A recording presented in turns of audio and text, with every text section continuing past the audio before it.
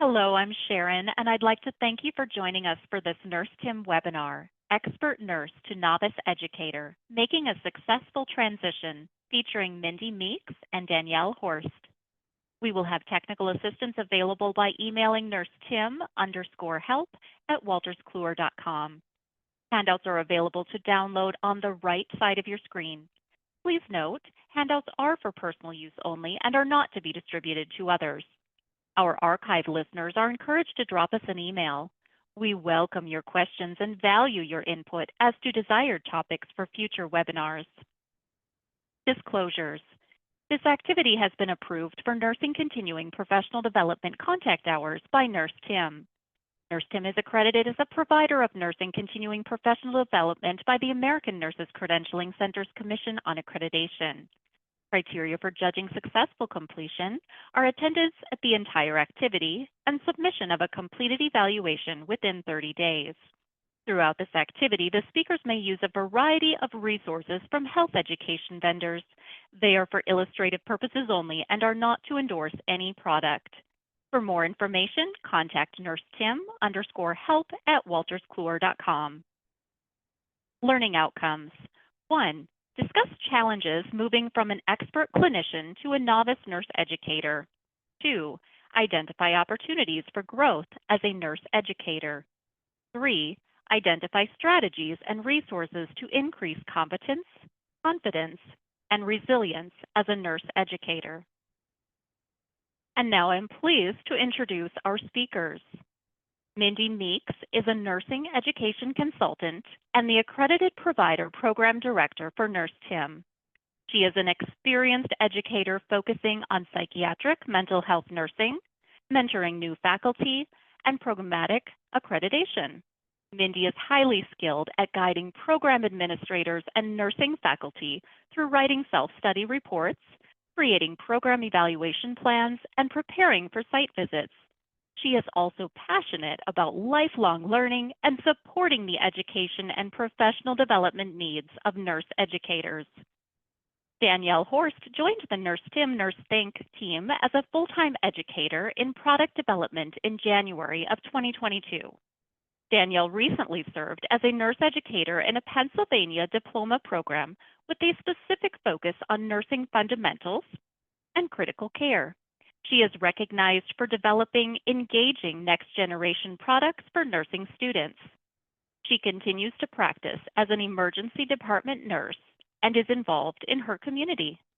Danielle's passion is for bridging the gap in knowledge and practice for the novice nurse through continued education, information sharing, mentoring, and fostering a love for the profession. In her free time, she enjoys hiking, exploring national parks, and spending time with family. We are so pleased to have you both with us today.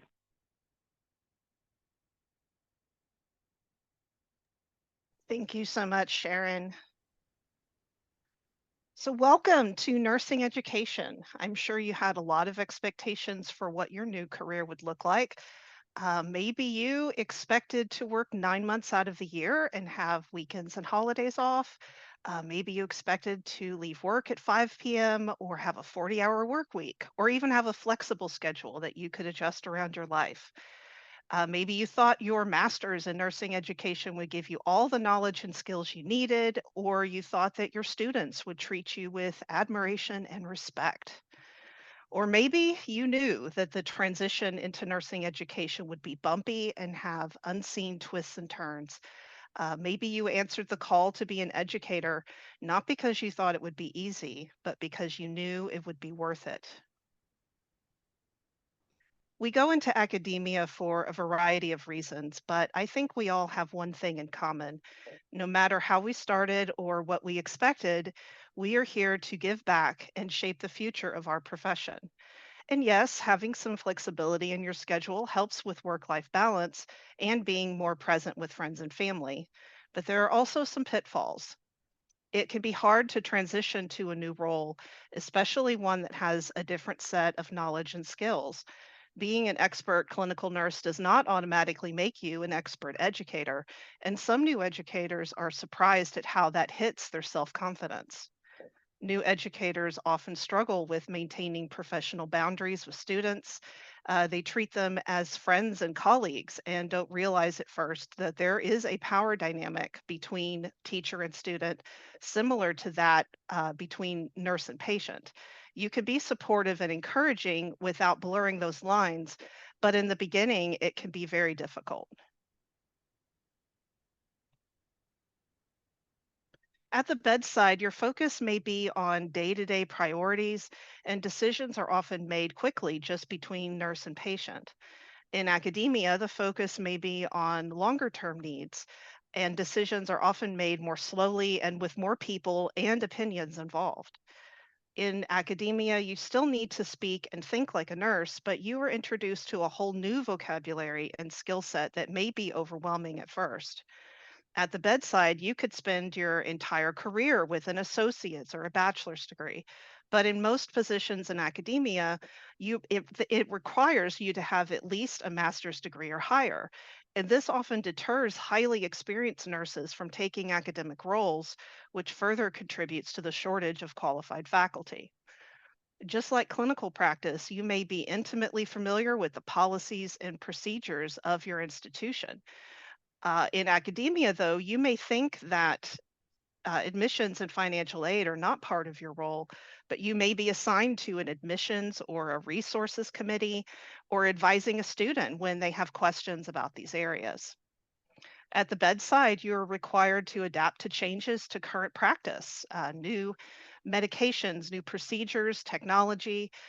In academia, you will often encounter severe resistance to change, especially when the program enjoys a long tradition of good outcomes. We have things that we call sacred cows in education, and that's just a figure of speech that refers to those things that are often seen as tradition or just the way things have always been done. They are no longer questioned or criticized, no matter if they work well or not.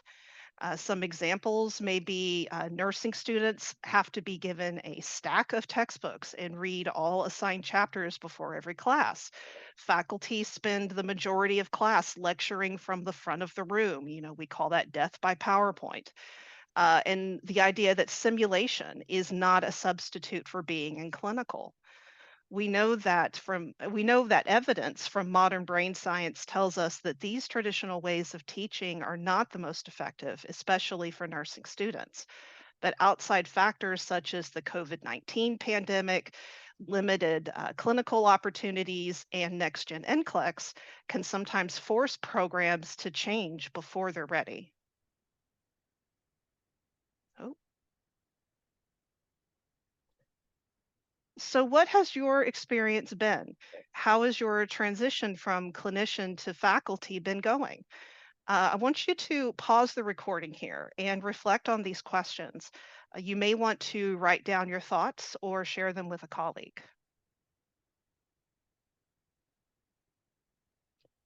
So, you may be wondering about the title to this webinar, Expert to Novice. Did we make a mistake, or does that accurately describe the transition from clinical nurse to nurse educator?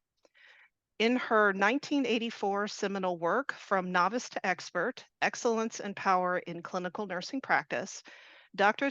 Patricia Benner described a theoretical model of skill acquisition for clinical nurses. Over the years, Benner's novice to expert theory has been the most widely accepted way to systematically assess competency across a nurse's career. The idea is that nurses gain knowledge and skill over time through a combination of education and experience. While the model is usually depicted linearly, nurses can move back and forth through different stages when presented with new challenges, changes in practice, or changes in the environment. For example, moving to a different unit or a different job within a hospital, moving into a new leadership role, changing clinical specialty, or starting graduate school. The transition from expert clinician to novice educator is similar. Your knowledge, skill, and experience as a nurse is critical for you to become an effective teacher. And teaching novice nurses is a normal, expected way to grow in your profession. But therein lies your biggest challenge because, like I said earlier, being an expert nurse doesn't automatically make you an expert teacher.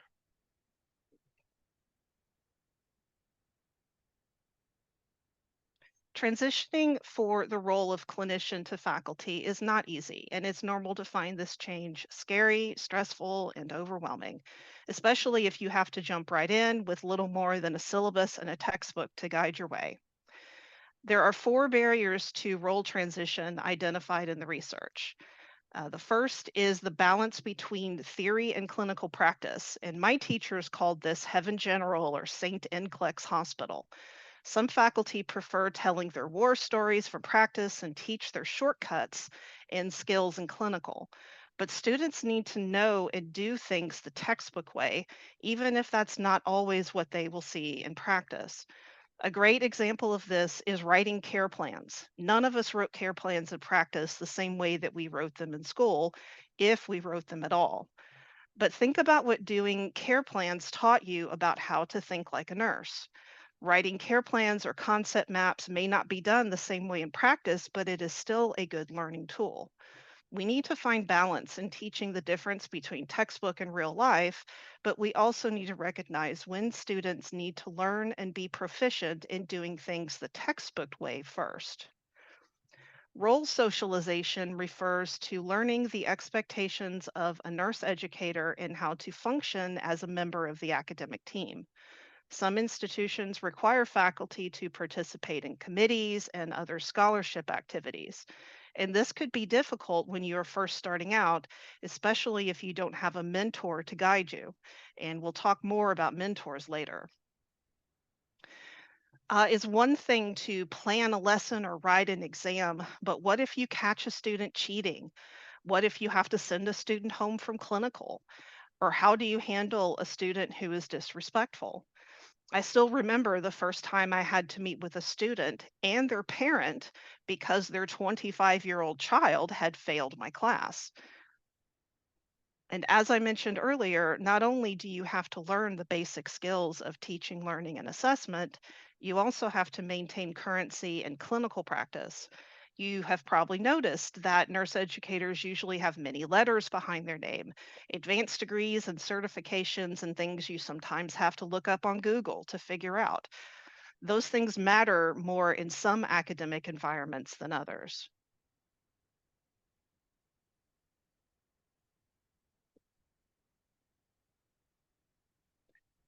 So, obviously, new nurse educators face many challenges. You realize how little your master's in nursing education prepared you to plan a lecture, write an exam, or manage a classroom. Were you given a mentor, or did you have to find one on your own? Or maybe, thanks to faculty turnover, your mentor is someone who only has a year or so more experience in education than you do. And as much as may wish otherwise, there are some very toxic environments in education.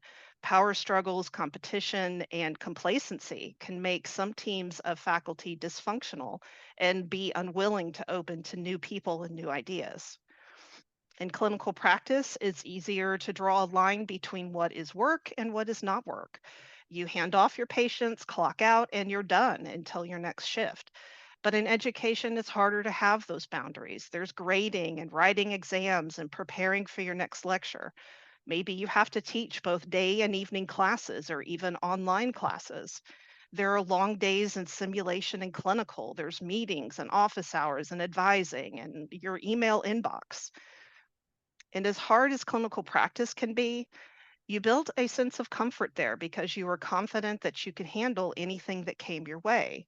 It's hard to walk away from a position of authority to one where you're no longer the smartest, most experienced person in the room. Many educators do still practice clinically, even if they do one or two PRN shifts every month. But many are unable to keep a clinical practice due to the demands of being an educator. While some may welcome this change for a variety of reasons, others may feel a deep sense of loss.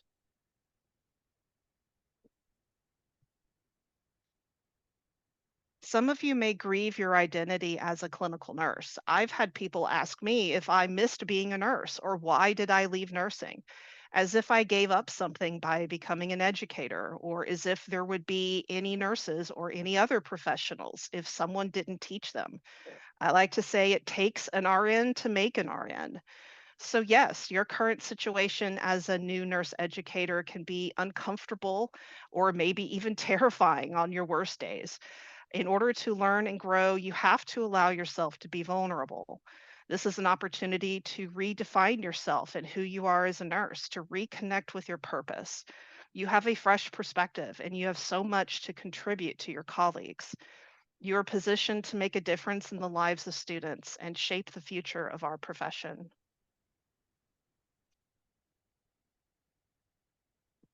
So I invite you here again to pause the recording and spend a few minutes reflecting on your purpose. Simon Sinek calls it finding your why. And what is your why is kind of a big question. So if you aren't ready to tackle that just yet, think about what motivates you, what energizes you, what lights you up. Think about that first moment that you considered becoming an educator and remember how you felt. And now I'm going to hand it over to Danielle. Thank you, Mindy. I would like to take a little bit of time to look about at the ways we grow by pursuing the profession of a nurse educator. So we see a lot related to the benefits of being a nurse educator. You truly are impacting so many lives by choosing that path. Not only are you helping your students, but you're helping the patients that your students interact with, thousands more than you could have ever touched on your own. You're also advancing your scholarship and building collegial relationships, and also able to network with other individuals. You get to work with a lot of autonomy, incorporating creativity into your classroom, engaging students in new active learning strategies. The light bulb not only goes on for your students, but it also goes on for you. You get to invest in that next generation of nurses. I truly can't tell you how many times I've heard a nursing student say, I'm a first generation college student. My family's so proud of me. Or I'm breaking that cycle in my family by entering a career in healthcare. I'm going to make a difference for my own children. We specifically look at the mission, vision, and values. These are resolute and admirably purposeful and unwavering principles that unite staff and help guide our performance. Decisions are driven by our mission, vision, and values. You truly want to be sure that your organization's MVV aligns with your mindset of what nursing education looks like.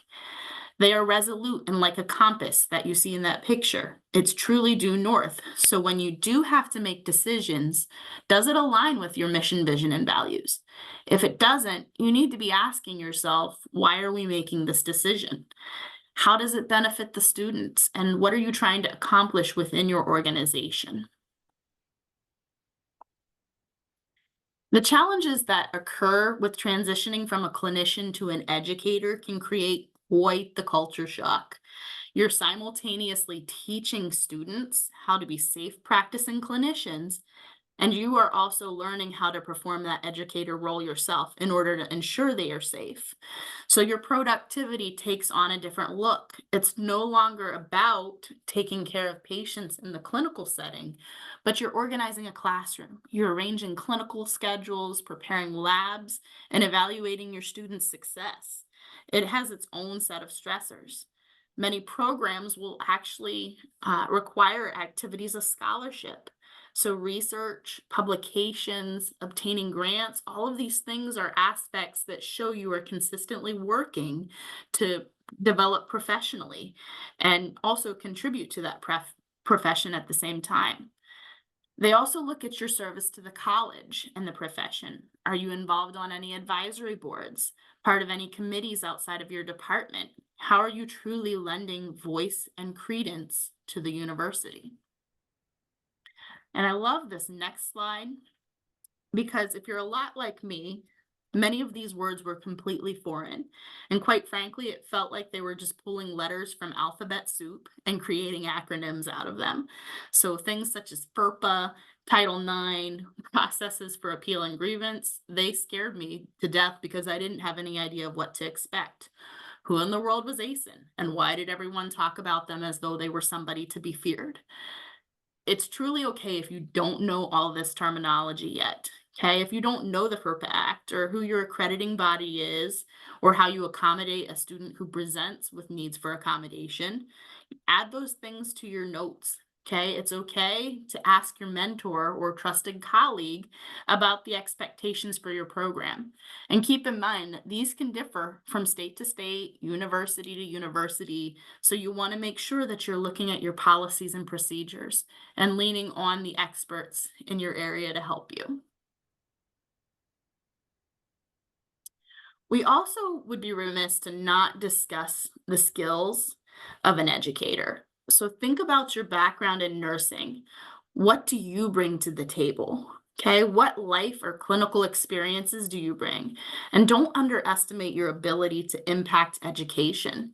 If you're new, you likely come from a clinical environment. So you're up to speed on the best practices and can actually contribute to the team in a very effective manner. A powerful consideration is knowing our students. Keep in mind, we're not teaching children, we're teaching adults who learn in different ways. So you want to make sure that you're reading the room. Okay, do you know your student demographic? How is their learning influenced by other individuals in the room? Okay, so do you have those Gen Z students staring down the Gen X student who may not know how to work an iPad? Okay, are you ensuring that they get those opportunities to collaborate with each other? We know that healthcare is a team sport and they have to learn how to work together despite those differences. You also want to look at owning your classroom. Okay, do you own that classroom and your practice? For some of you, you may feel, like you're still learning your teaching style, and that's okay. However, it's important to handle your classroom, know your material, and manage a state of professionalism and respectfulness. This means that you are going to have to also manage student behaviors. Okay, our students come from a variety of backgrounds. Some come straight from high school and may have very, very little life experience. You need to be able to balance that with the students who may be choosing nursing as a second career. For me, the struggle came from working with students who had been LPNs longer than I had actually been a nurse. Okay, and I found that that was a struggle. Or you may find students who are not necessarily quite as mature as you, but are the same age. And for me, they didn't see me as the instructor or the leader in that role. Learning how to manage those situations can be very, very challenging. In addition, you have to be able to manage and prepare your course. I want you to picture your lecture experience as a nursing student. If you are anything like me, it was 5 hours of lecture a week, okay, with that 135 PowerPoint slide deck on heart failure, ABGs, COPD, or health assessment. And it was painful and it was spoon feeding. Okay. We weren't applying what we were learning until we got to clinical, and we were just holding our breath, hoping that someday it would click. So, fast forward a few years as an educator, that's how I taught my students because that's how I knew to teach. Okay, we've got to get away from the idea of spoon feeding our students. It does not teach them how to think for themselves and develop that spirit of inquiry. Okay, I want to be there to guide them and support them as they learn, but I'm not going to give them all the answers because it isn't about me and what I know. It's about teaching them Socratic questioning to improve and get better. So as a result, the classroom and all of our other educational spaces should be engaging. We have to give them questions that force them to think. Okay, using that Socratic method may look like asking questions such as, well, why is this the manifestation of heart failure? What labs are you going to look at before giving that potassium? Why is your patient receiving this particular treatment? How do you know that your patient is getting better or worse? We need to use those active learning strategies to liven up our classroom, things to get your student up and out of their seat, because assessing and evaluating your students should not just look like giving a few exams over the course of a semester and calling it a day. If you have them completing activities and engaging in a debriefing with them afterwards, not only does it reinforce their learning, but it allows you to glimpse into their headspace and get an understanding of whether they know the material or not.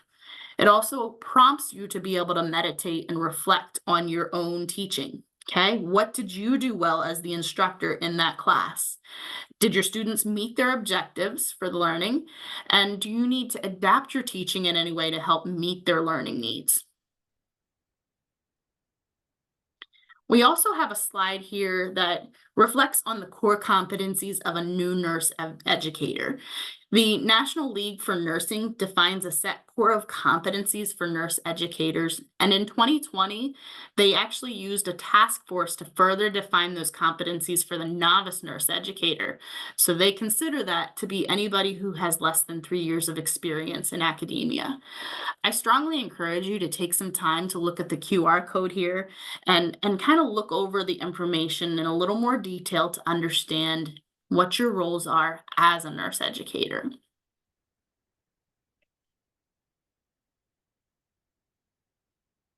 So next we look at bringing the balance. What does it look like day to day as that nurse educator? I used to get a little defensive when my emergency nurse colleagues would look at me with the perception that my job had become, air quote, easier. I may no longer have that stress of a patient coding on me or dealing with that critically ill patient with multiple drips, which I did truly love, by the way, but it didn't mean that I was doing something that was less significant. Working with students, as Mindy had mentioned earlier, has its own set of challenges. Knowing how to advise them through situations both inside and outside of the school setting, tutoring them, building your own knowledge as an educator, and working on committees, and even picking up shifts at the hospital to stay current keeps you very, very busy. And it doesn't seem like there's enough hours in the day to get it all accomplished. You may also be required to engage in those scholarly activities, such as participating in research and working on committees for the institute or a local hospital. And it often seems like that juggling act. Despite it all, we want to ensure that we are encouraging you to give back to your profession. There are several reasons for doing this. Not only does it give you a sense of purpose and belonging amidst all the chaos of being a new educator, but it also shows your students the importance of giving back to their communities and professions as well. We want to mirror that best practice. And actually, I have in there, practice what you preach. Okay, this can look differently depending on your expertise and experience in nursing and education. Maybe it looks like teaching community classes on CPR or stop the bleed. Maybe it looks like going to Central America as a labor and delivery nurse to provide education to expectant parents. It could also look like collaborating with your students at a free clinic, maybe a wellness fair, or even a soup kitchen. I recently was able and privileged to work with a nurse educator who actually works in a soup kitchen every single Saturday morning for a few hours. And she actually will often drag her students along with her.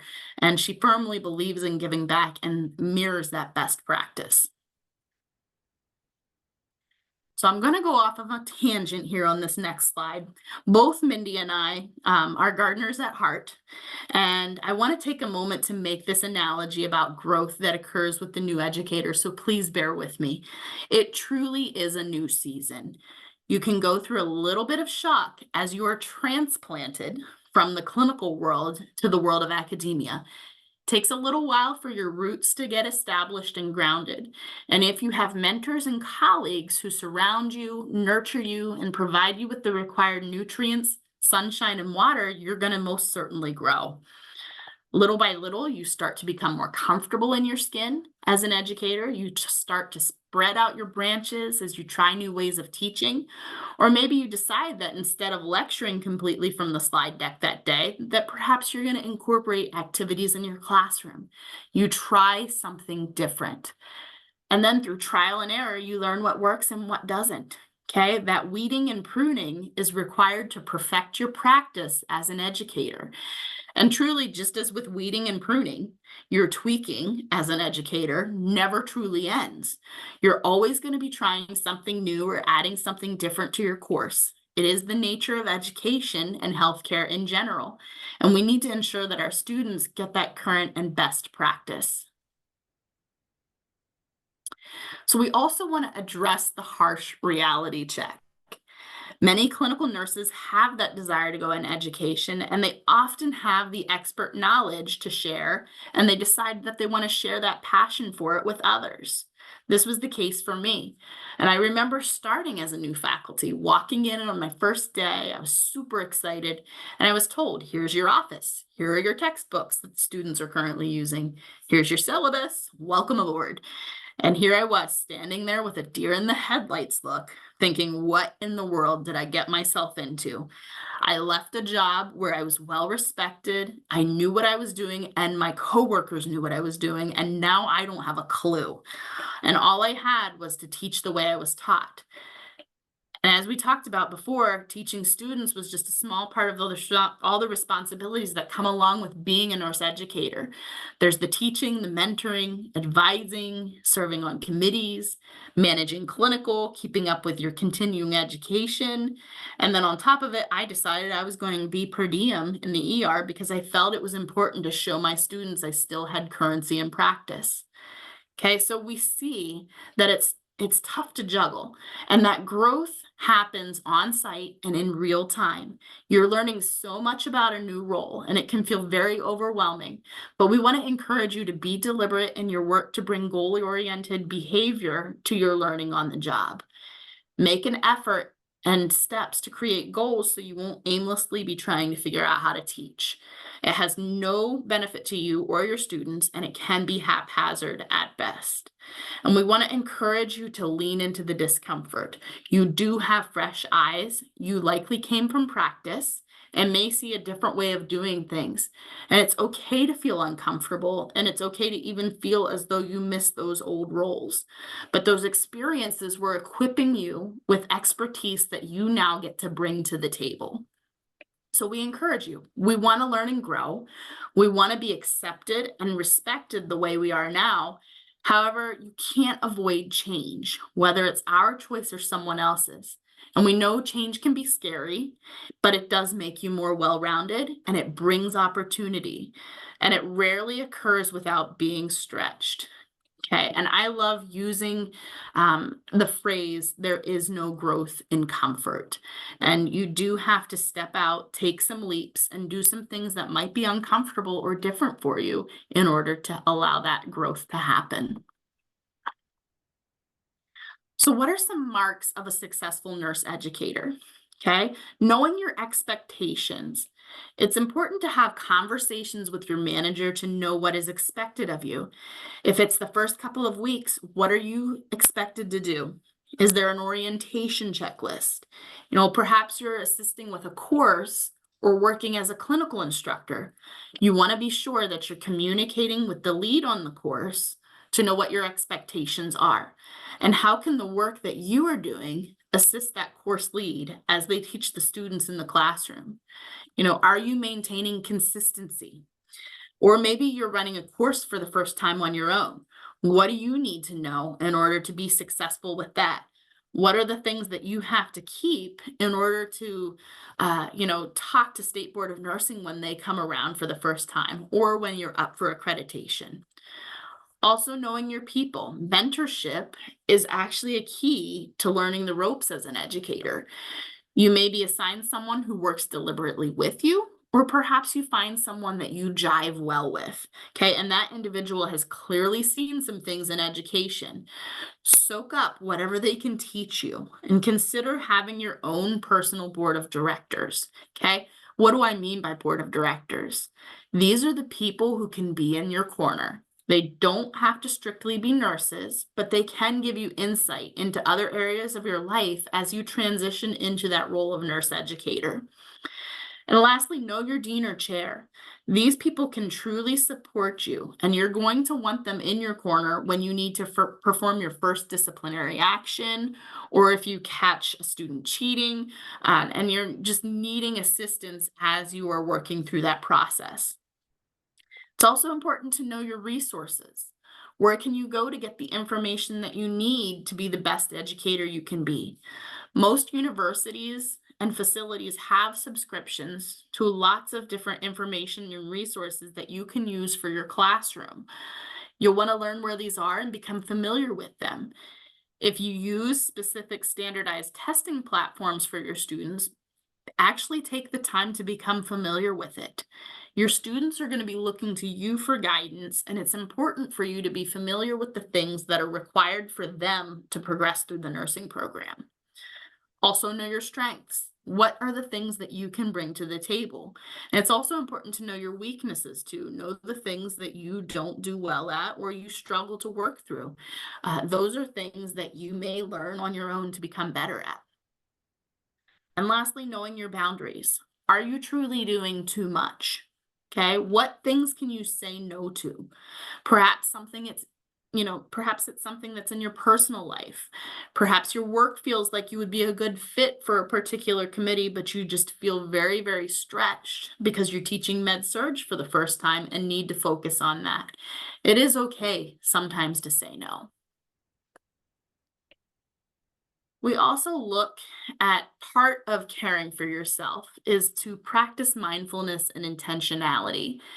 We have a couple of relaxation methods on here, okay, such as Weightless by Marconi, and we've actually included the QR code in there for you to take a look at.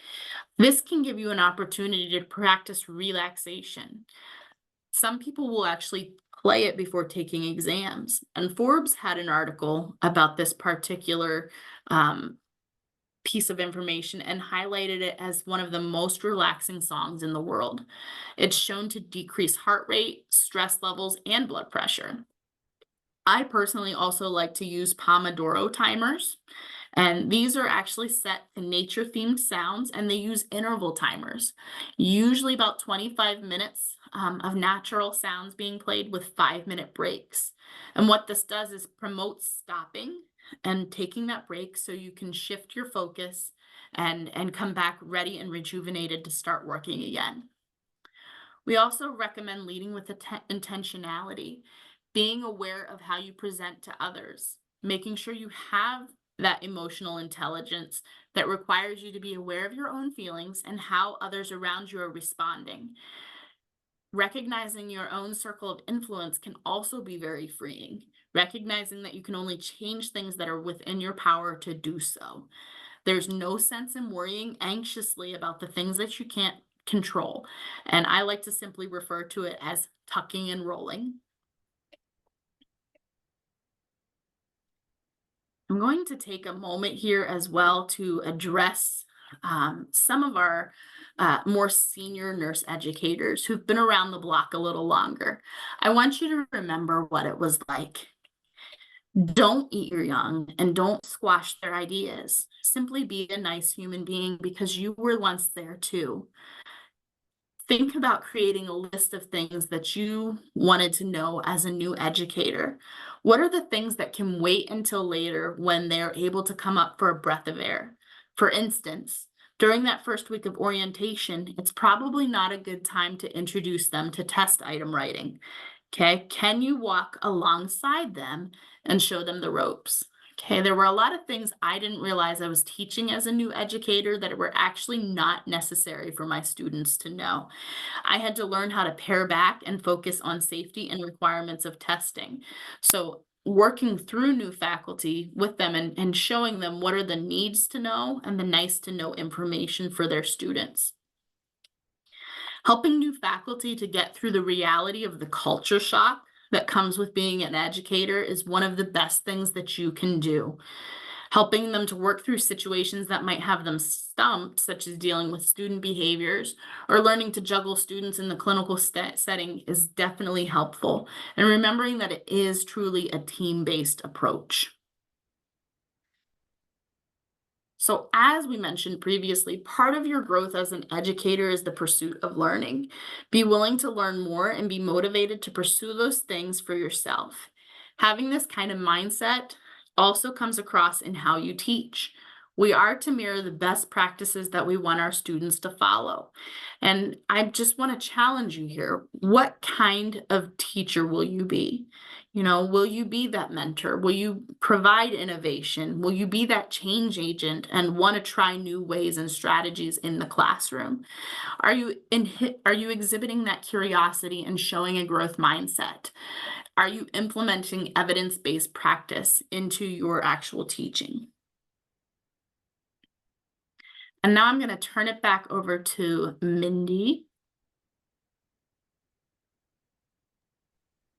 Thank you, Danielle. So now we invite you to pause the recording one last time and think about your goals. Consider what you want to accomplish maybe within the next year.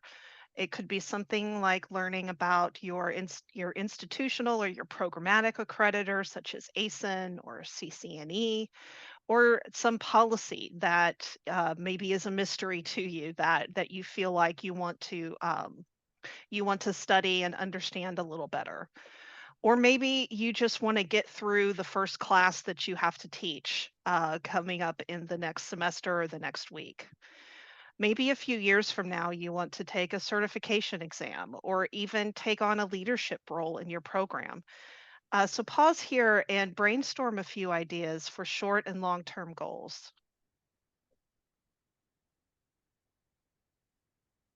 One very common framework for goal setting goes by the acronym SMART: specific, measurable, achievable, relevant, and time bound.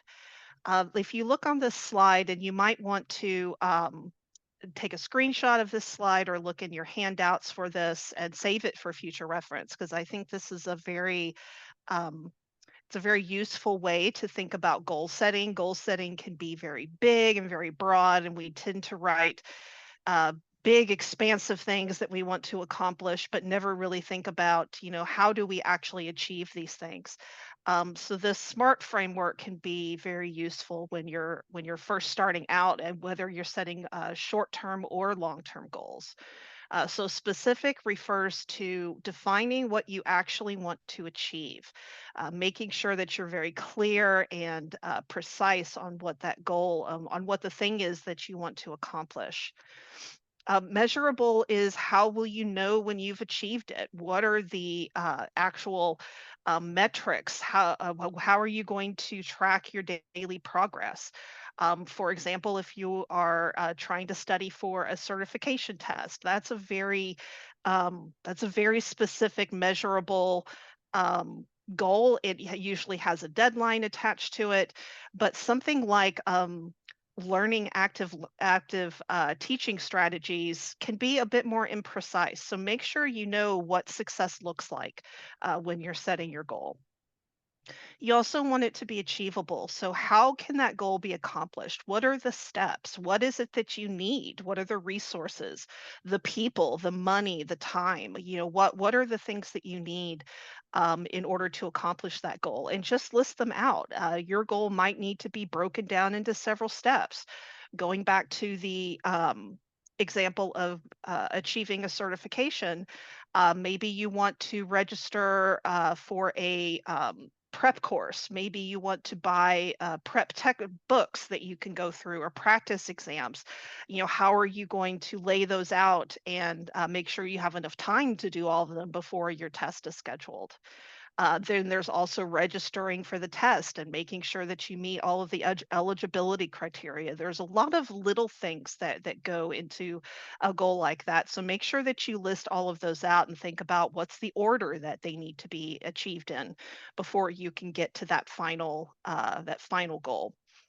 And then relevant. We always want to ask, why is a goal important to you? It's real easy to look at our colleagues or look at our mentors and say, I want to be that when I grow up. I want to be a leader. I want to be a mentor. I want to be an expert in XYZ. But do we ever really think about why?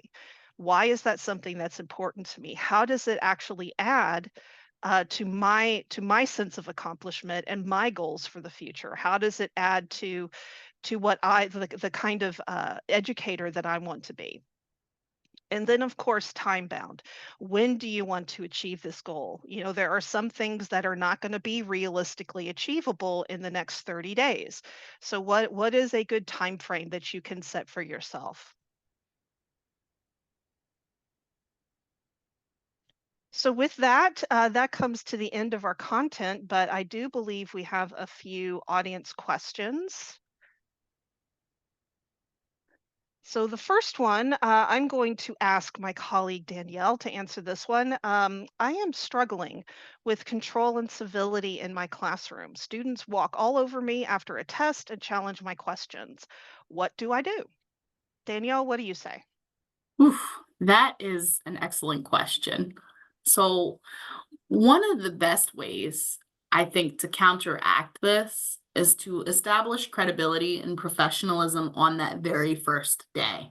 So making sure that you're following your syllabus, that your syllabus is locked in tight. We want to think about the syllabus as a contract between you as the educator and your students. So there are things that we can do as educators also that cause incivility issues. So being late to lecture, changing dates and times of events, not preparing for the lecture itself. Our students see these behaviors in us, and then they kind of figure, yeah, what's good for the goose is good for the gander. If my instructor's doing it, why can't I do it too?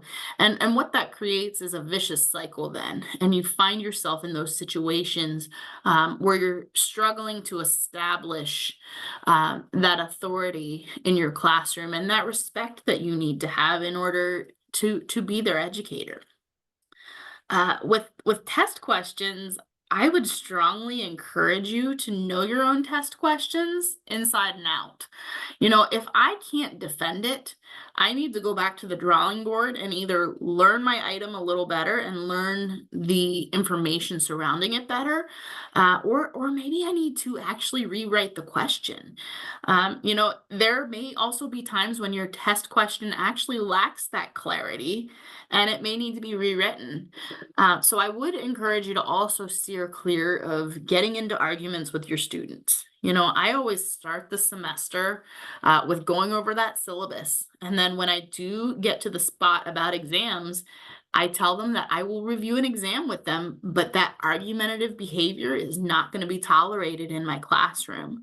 And I find too that students will crave that A, and they're not going to hesitate to nickel and dime an educator to get those points back. So I think it really truly it is all about how you manage your classroom and finding ways not only to show and establish control in a respectful manner, but also being willing to hear your students and showing them that, hey, I understand nursing school is tough, uh, but there is a way that we can do that is respectful too at the same time. I don't know if you have anything that you would like to add to that at all, Mindy. Those are some great ideas, Danielle. And I think I would add to that. Some educators find it beneficial to sort of set a contract with students at the beginning of the semester or of the term. Um, as Sharon mentioned at the beginning, I taught mental health nursing, so we spent a lot of time talking about communication and stress and anxiety and all of these things, and inevitably some underlying diagnoses would come out in my students, and they would start Mhm. diagnosing each other and diagnosing their family members. But and that could be funny, but it can also be um, identifying those behaviors maybe that can be a challenge in the classroom. Sure. And I think setting those expectations in the beginning, um, and almost taking that same mindset of how do you deal with um, a patient or a family member that's disruptive. You Right. have to think about things from the patient's point of view, and they're on the worst day of their life potentially, especially you, Danielle, since you're seeing Yep. them in the ER. Nobody wants to be in the hospital. Nobody wants to go to the doctor. So whatever they're doing when they're there in front of you they're managing a difficult time. And I think if we take things from the student's perspective and say, nursing school is stressful. It's difficult for the best of students and under the best of circumstances. It is Mm. supposed to be. Um, so sometimes that will come out in very interesting ways in the classroom. And so kind of taking down your own personal reaction and realize that it's not necessarily directed at you as a person or them questioning, you as an educator. If you can try to find a way to not take that personally and understand that they're reacting out of a sense of almost desperation to get through this process. So, setting those expectations at the beginning of your classroom, um, for your students and for yourself. And then whenever you're in that situation and then you're confronted with a student that's being challenging or being uncivil, trying to control your own emotional response to that so you can see the situation for what it really is. Mm. We also have another question here, Mindy. I'm gonna direct this one at you. Okay. How do I find a good mentor? Oh, that is a good question. Finding a mentor can sometimes be a challenge. It's something that we often talk about with new educators. Danielle and I often do sessions with new educators and try to find support systems for them. And finding a mentor is almost always something that we talk about. But it can be very difficult. And I think I mentioned in my comments that when you are in a new program or you're surrounded by educators that are also very new, everybody is kind of like deer in headlights. Like, what do we do? How do we navigate our way through this? And that was my I mentioned that because that was my situation when I was a new educator. I was hired into a brand new program by a dean who had never been a dean, even though she was an experienced educator. And all of us were hired straight out of the hospital, basically. So it was kind of difficult for those first few years. We're all doing things for the first time every single quarter, every single academic term. We were doing something for the first time. So I sought out. If I couldn't find a mentor for myself, I sought out as much education as I possibly could. I did a lot of research. I found webinars. I found professional organizations. Um, don't be afraid to ask. If you connect with an organization, say Sigma or NLN, you might be able to reach out to them and say, look, I'm a new educator. Is there a group that I can join of other new educators? Is there a mentor that I can connect with? I'm struggling and I have questions. Um, but I'm going to go back to what one thing that Danielle said in her comments, that your dean, your associate dean, whoever it was that hired you into that position, ask them if they have a colleague or somebody who could be a mentor to you if they're not able to do it themselves. Sometimes we want our mentor to be outside of the program that we're working in or outside of our uh, hierarchy on campus. Find out if maybe they have some colleagues, maybe the program advisory board, maybe they can reach out to some of those colleagues and say, would you be able to mentor some of my new faculty? And don't forget, once you have some experience under your belt, you should be a mentor as well. Like as much trouble as you might be having finding a mentor, once you get to that point, pay that forward because mentoring is one of those things. We all need a good mentor at some point in our careers. I still need good mentors now, and I've been in education for over a decade. So um, that's what I would say. It's not, sometimes a mentor is handed to you, and that's awesome and that's great. But sometimes you need to do a little bit of creative searching in order to find who that person may be for you. And I think, Danielle, we have time maybe for one more question. Good. I've been learning all about active teaching techniques, and I really want to implement them in my classroom. But let's just say my colleagues are not supportive. How do I change their minds? Danielle, this one's right up your alley. Oh, this really is. So, first of all, I love your enthusiasm for wanting to try new things. Uh, I, the first thing I will say is not every educator shares that enthusiasm.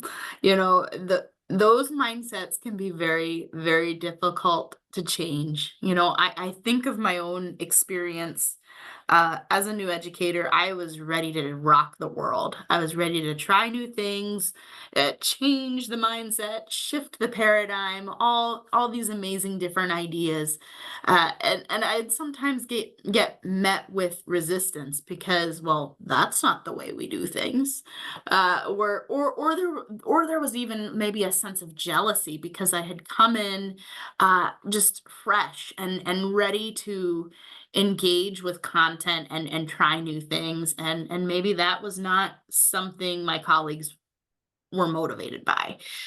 So I do want to encourage you because active learning strategies are just so amazing, and there's so much research surrounding how effective they can be in a classroom and how they teach your students to think differently. Yeah, but what I would encourage you with is, encourage taking those active teaching strategies to spaces where they are permitted. Know what is allowed and what isn't. What things can you achieve? We talked about a circle of influence earlier.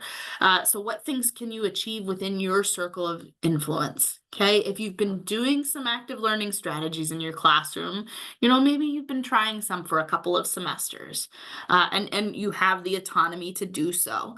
I would encourage you, invite your colleagues to sit in. Let that evidence speak for itself. Let them see just how alive your classroom can become and how enriched it is, uh, just by tweaking some things and changing some things. Find some other educators at your institution who are also like-minded. We've been talking about mentorship and, finding those people who have that like-minded mindset. There's strength in numbers. So surrounding yourself with those positive people who also want to make a difference, I found that can be very contagious. And, it can actually help influence, the people who maybe are lagging behind a little bit in terms of wanting to change their strategies in the classroom. Do you have anything that you'd like to add to that, Mindy? I think I can add a couple of things. I found it very useful, and put this in your back pocket, everybody, to use the phrase, I'm going to pilot this new technique. So, what you're doing, if when you say that to your group of faculty, is you're saying, you know what, I'm going to be the sacrificial lamb that's going to do this brand new thing in my classroom, and I'm volunteering to show you all how successful it can be, or how not successful, and I'm going to crash and burn, and the rest of you can just watch. I find that that is extremely useful way to cut through people's resistance because you're not asking them to change. You're Mm, volunteering to change, and for them to all they have to do is watch. That's all they have to do is watch it happen. And hopefully when you implement that new strategy that you want to, that new active learning technique, the activity, whatever it is that you're looking at, once you do that, it is wildly successful. The mm, students absolutely, respond to it like gangbusters. And this becomes something that then everybody sees, wow, that's not only is it doable, but it results in really good feedback from students, good engagement, good outcomes, all of those things. The students are performing better in clinical and everything's wonderful. Now, that's the best case scenario. The worst case scenario is nothing works and you end up having to go back to the drawing board. But even that can be a good learning mm, experience. And it doesn't mean that you can never make any other changes again. You have to be willing to trial and error, as part of your career as an educator. We never really know what works until we try it. Um, but keep that phrase in the back of your head. If you're encountering that resistance with your colleagues, say, look, I'm going to pilot this in my classroom over the next semester or 2 semesters or however long it feels appropriate, um, and see what happens. And you might find that that actually works, to get your colleagues to be more open to change once you have demonstrated how successful it can be. Okay, I think we've reached the end of our webinar, so we're going to turn it back over to Sharon. All right. Well, thank you so much to both of you, Mindy and Danielle. We really appreciate your time here today. And as our viewers can see, there is your contact info there. If you have any questions for our webinar speakers, you are welcome to reach out to them directly using this contact information. You can always drop us an email at our help desk as well. And we would love to hear your feedback on this webinar, so we invite you to fill out that evaluation. There is a link on the right side of your screen for that evaluation, and upon submission, you will receive your NCPD certificate with your contact hour. Thank you again for joining us, and bye for now.